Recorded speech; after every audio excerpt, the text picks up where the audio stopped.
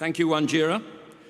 After Wanjira's poetry, my job is the prose, or indeed the mathematics. Though I have to tell you that Nigel is a mathematician by training, and when I said I was going to say that, he said, but mathematics is beautiful. It's a poetry in itself.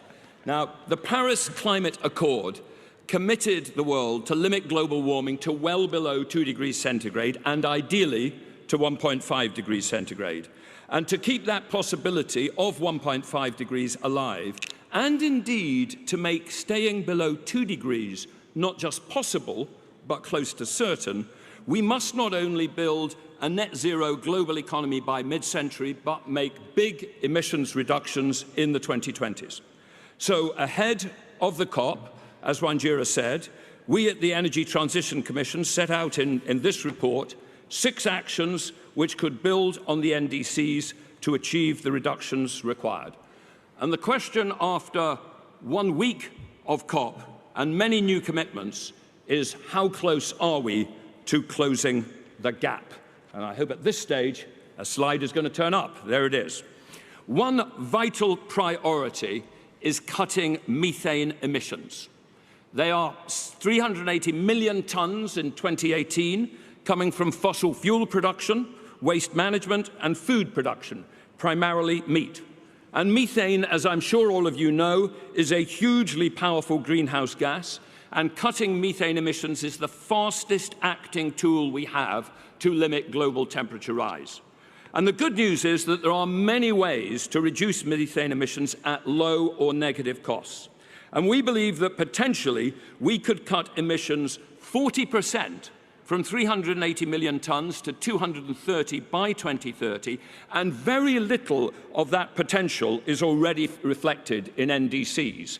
Sometimes it seems that methane is the sort of orphan gas of the climate change process. We just ignore it a bit and don't talk about it enough. So it is great to have seen this week and in the run-up to COP the potential reflected in the global methane pledge, with countries accounting for 45% of global methane emissions committing to achieve a 30% cut. Provided those commitments are met, that could cut methane emissions 50 million tonnes by 2030. Not the full 130 million tonnes we could and should achieve, but a good start for further progress.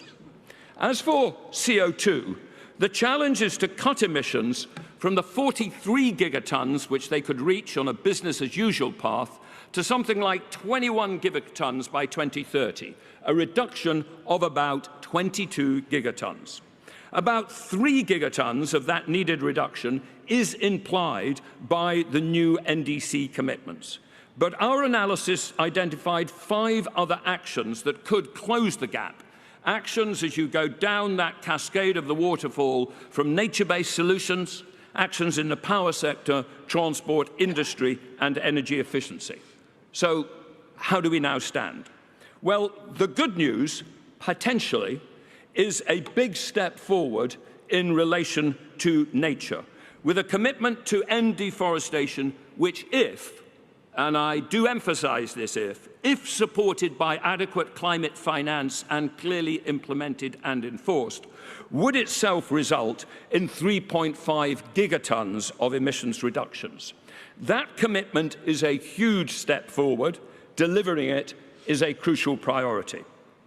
As for the power sector, if we could agree to no new coal plants anywhere in the world from now on, and to begin the phase-out of older existing coal plants during the 2020s, that could save us as much as 3.5 gigatons by 2030.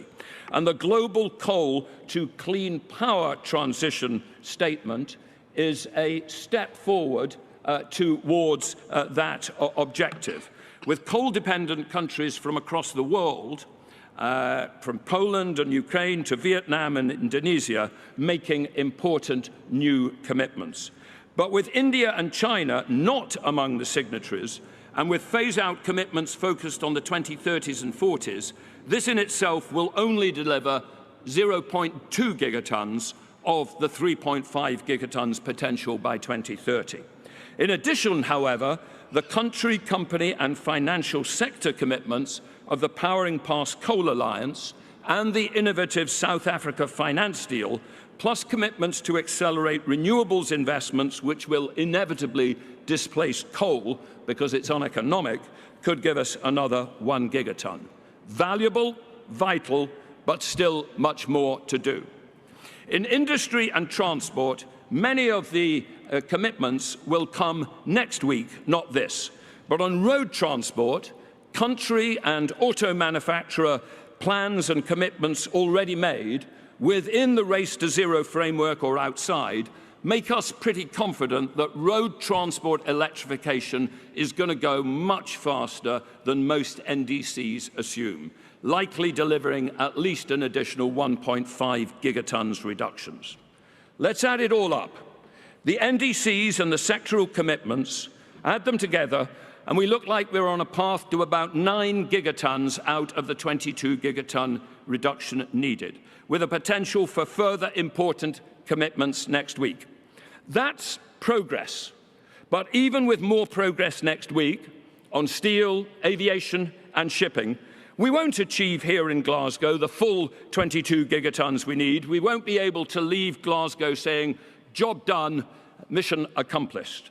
But we have new commitments made which can make a real difference and which must be delivered. And we have a springboard for the further progress needed over the next several years, sector by sector and country by country, reflected in improved NDCs. We must maintain the momentum of the first week. We must maximise progress over the next week, and we must leave Glasgow determined to do still more in the coming months and years. Thank you.